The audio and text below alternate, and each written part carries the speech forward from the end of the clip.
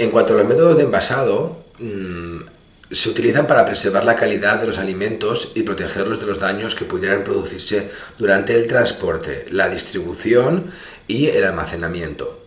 Básicamente se recurre a diferentes sistemas de envasado que ellos funcionan a través de tres niveles: a nivel físico, a nivel químico y a nivel microbiológico. Pues a nivel físico, pues tiene que ser un envasado que proteja al alimento que está dentro frente a la acción de la luz, del polvo, de la suciedad, de los daños mecánicos, golpes, etc. A nivel químico, impidiendo que haya un paso de gases al producto, como puede ser el oxígeno o el vapor de agua, o la formación de intercambio de ciertos gases con el medio, lo que haría que perdiera esa protección. Y a nivel microbiológico, proteger el alimento de la contaminación o de la invasión por microorganismos de cualquier tipo, al modificar la forma o la velocidad de alteración del producto, disminuyéndola. Hay que conseguir que a nivel microbiológico las conservas estén limpias. Una vez visto esto, veremos dos puntos que son los que se divide dos subpuntos que son los que se dividen este punto, que por un lado es qué materiales empleamos para fabricar envases, y luego veremos, por otro lado, el sistema de envasado más asociado a cada técnica o a cada sistema de conservación.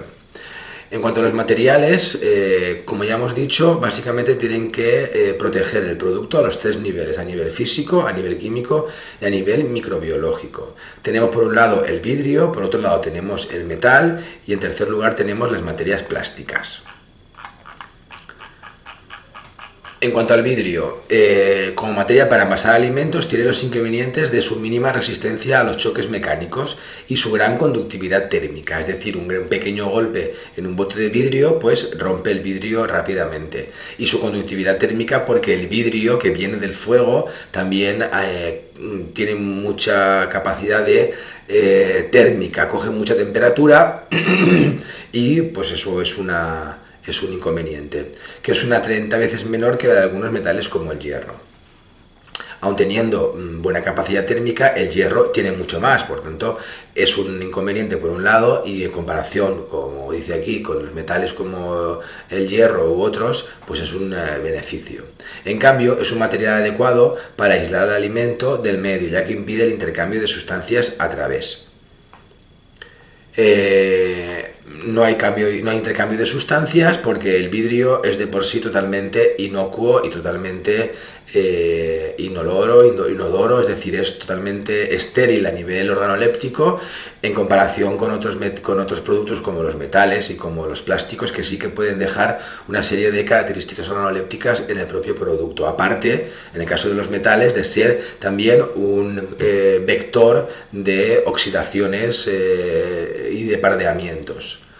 A temperatura ordinaria, el vidrio es prácticamente inerte frente a productos alimenticios acuosos o grasos y frente a los ácidos que puedan existir de forma natural en los alimentos. Es decir, que el vidrio a nivel técnico es de los mejores materiales para fabricar conservas. Se ha gastado de toda la vida. Es de los, diríamos, el producto más antiguo el material más antiguo para fabricar botes de conservas ha sido el vidrio. Apert ya utilizó vidrio para desarrollar su apertización, su esterilización o su pasteurización en aquel momento dentro de un bote cerrado. Era vidrio.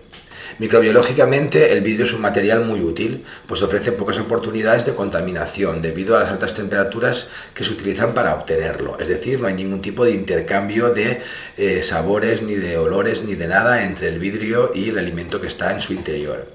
A la superficie tan regular que presenta una vez acabado, porque es liso, no tiene ningún tipo de rugosidad, y eso hace que no se puedan quedar pegados ningún tipo de microorganismo ni nada, resbalan.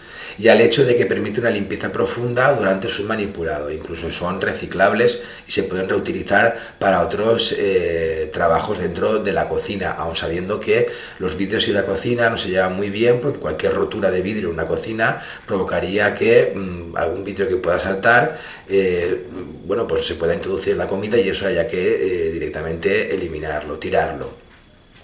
Otra de sus interesantes propiedades es que es transparente y eso es ventajoso para la presentación de algunos alimentos de manera más estética y más comercial. Pero la desventaja es que en el caso de productos sensibles a la luz, que sean fotosensibles, esto se puede evitar mediante el uso de vidrios coloreados.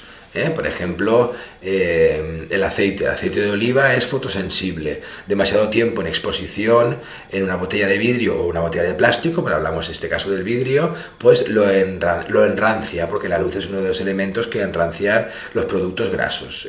Entonces, ¿qué tenemos que hacer siempre? Pues intentar, en la medida de lo posible, que el máximo tiempo que no esté en uso esas botellas de aceite estén en un lugar oscuro, para evitar que la luz penetre y lo enrancie.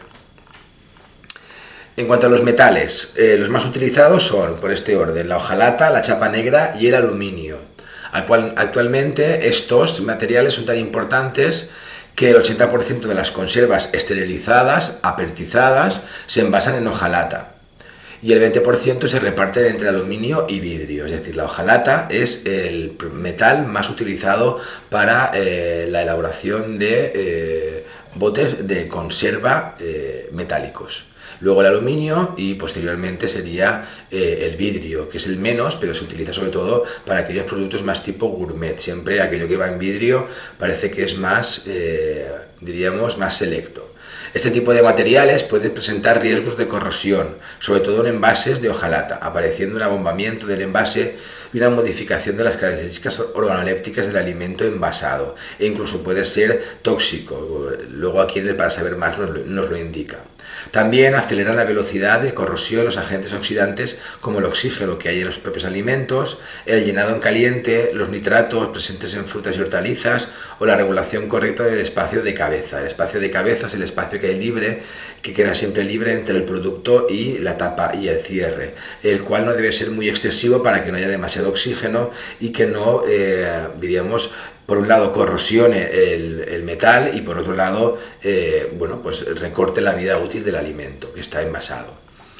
Como decíamos, Para Saber Más, pues uno de los riesgos más importantes en los alimentos enlatados terminados es la presencia que puede haber de Clostridium botulinum, que debe prevenirse con un tratamiento térmico de esterilización adecuado, lo que hemos hablado alguna vez ya en el tema 4 de cocción botulínica, que es, además de la cocción típica que se hace al vapor normalmente a altas temperaturas y que incluso con presión de esas latas para matar las esporas del Clostridium, aparte se hace la cocción botulínica, que suele ser pasar por rayos ionizantes para matar cualquier vida microscópica anaeróbica que pueda haber, sobre todo la del Clostridium botulinum, que causa el botulismo, que es una enfermedad con alta mortalidad. Tras llenar los envases con los alimentos, cerrarlos adecuadamente y someterlos a procesos de esterilización, las latas siempre se enfrían rápidamente para impedir que se alteren esos productos. Una vez está caliente, rápidamente se sumergen en piscinas de enfriamiento y de ahí ya pasan por las cintas hasta el empaquetado final, normalmente en blisters de distintas unidades o cajas individuales, y ya se ponen a la venta paletizándolas, cerrándolas y en stock, y luego ya el transporte según la demanda. Las fugas en las costuras y en los cierres de las latas es otra de las causas principales de alteración de los alimentos enlatados. Cuando la lata está mal elaborada, cuando está mal fabricada, pues en las costuras, que suele haber básicamente tres, una que está en la parte lateral de la lata, otra en la parte superior que es la tapa y otra en la parte inferior que es la base. Pues bueno, si está mal cerrada o está mal confeccionada, pues por ahí puede haber salida de productos, intercambio de materias, que eso inhabilita el uso de esa lata. Y en cuanto a las materias plásticas, se presenta una resistencia mecánica importante, al igual que buena impermeabilidad a los gases que pueden alterar los alimentos. Es decir, que las materias plásticas son buenas en cuanto a su resistencia mecánica porque se pueden extender, se pueden estirar ciertamente, y como son de plástico, pues no hay permeabilidad de los gases que están a su alrededor, no hay intercambio entre el interior y el exterior de la bolsa. Los envases termoestables son los más utilizados por la industria alimentaria para envasar alimentos. Los termoestables son aquellos que la temperatura no les afecta, a no ser que sean temperaturas en ambiente seco, en aceite muy caliente o similar, pero la temperatura ambiente o la refrigeración, congelación no les afecta.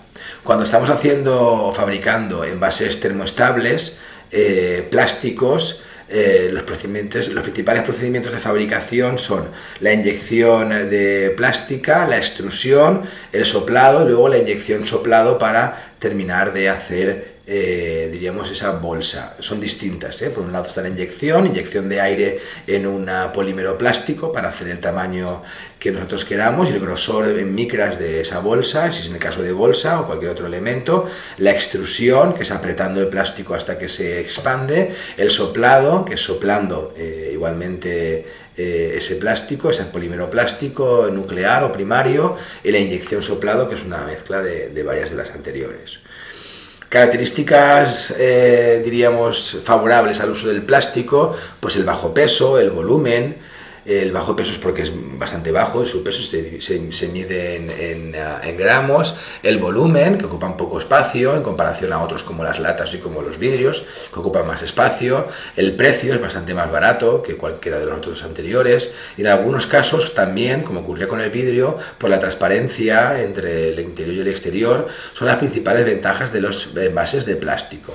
Además, con mucha frecuencia, el embalaje se fabrica en el mismo lugar en el que se prepara el alimento, con el consiguiente ahorro en el transporte y la beneficio medioambiental que supone. Es decir, si nosotros tenemos una fábrica envasadora de jamones, pues podemos tener nuestra propia pequeña planta al lado de fabricación de bolsas termoresistentes y fotorresistentes e incluso retráctiles al lado, y que lo que facilitará pues eso, el transporte y tal. Es más difícil tener plantas de fabricación de envases de metal o plantas de fabricación de envases de vidrio.